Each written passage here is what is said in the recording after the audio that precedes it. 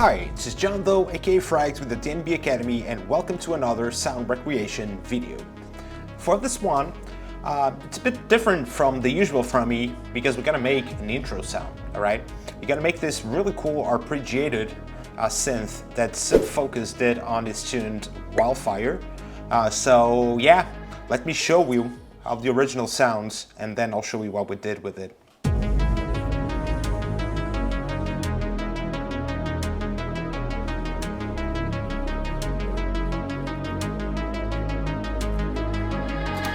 So yeah, this is it, guys. You can already see the MIDI. Let's check it out, all right? All right.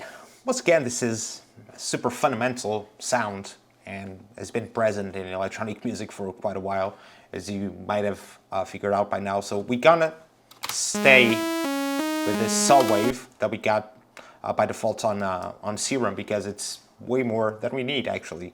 So let's just apply a little bit of warping here and just a bend plus. We can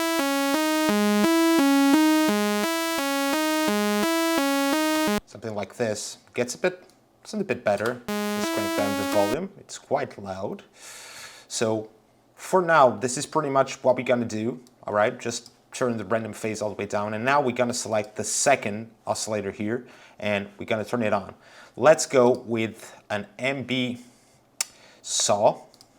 It's a really good wavetable for this. We can just change the parameters a bit. You can get this crispy sound. It's really cool.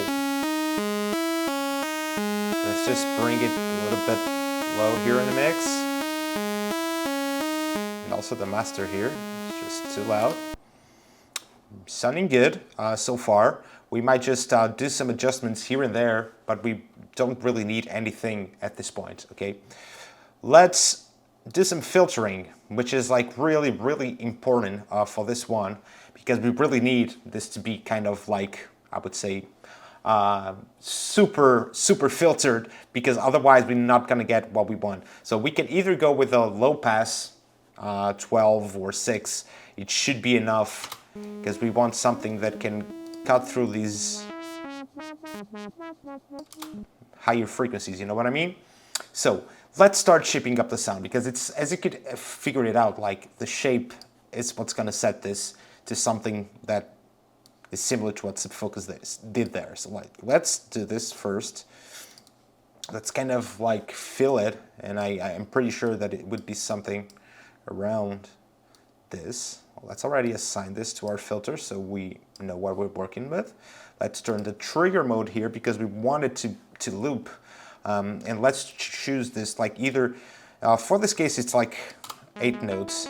That's what it does there. You can achieve that also with delay, that's what I was gonna mention, but I feel like you could either just do the notes like this, but I feel like with the filter, with envelope, in this case LFO rate, it sounds a bit more natural, right? Let's increase a bit of the release. Not as much, somewhere around 40. And depending if you want this clicky or not, you can increase the attack.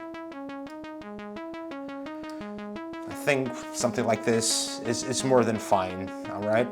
So let's just open this up a bit and just set this around like 39.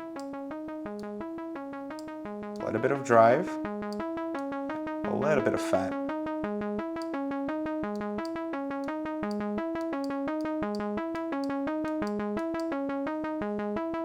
Tweak the filter cutoff a bit. Nice. I think it's time for us to move into the effects to make this shine, all right? Hey, first things first, some dimension, because we pretty much using just one voice on each oscillator, so we kind of want to wind this up a bit. Nice. Okay, now we can go with some distortion. Some tube distortion should be good.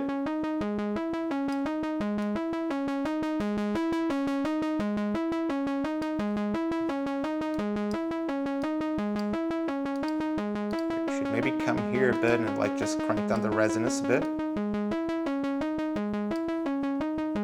Also the attack.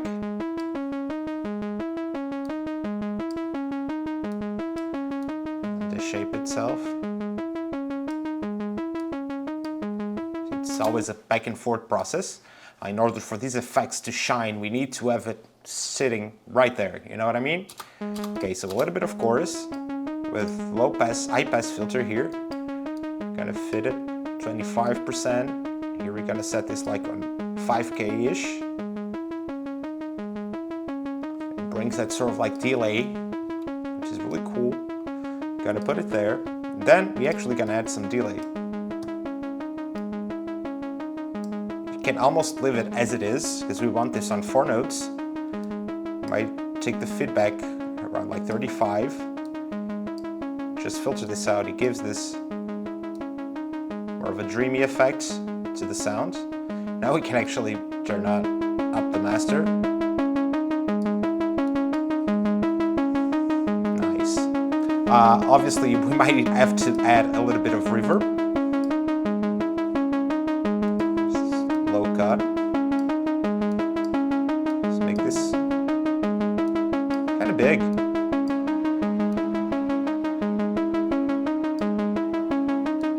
Something like this should be good. It's sounding pretty decent to me, all right? And even looking at the spectrum, yeah, it's pretty decent. All you might want to do now at this point, just like if you want to just make sure that you can control a little bit more of the filtering besides the one we got on our main tab, we can add another low pass here, all right? And we can make this polar, all right? Go in one direction. See, this way we can even make it a bit more stabby and mid-rangey instead of something like this. That's what Subfocus does there. Obviously it does like automation like this throughout the progression of the intro.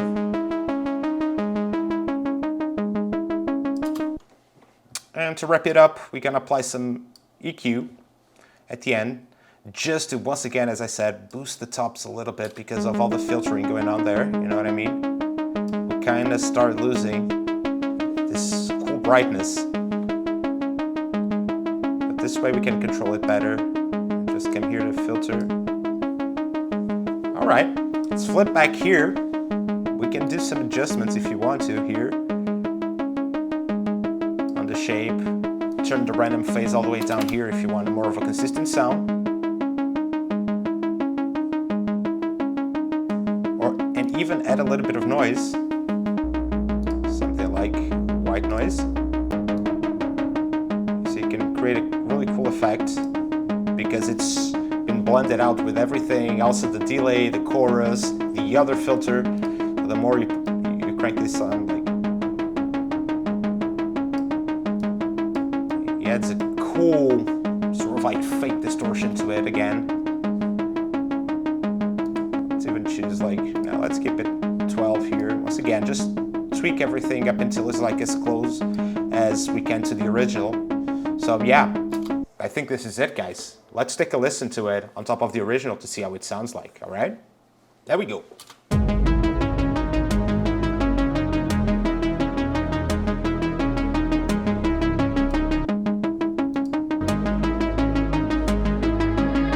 Never forget the filter if you want to. Way better. This one too.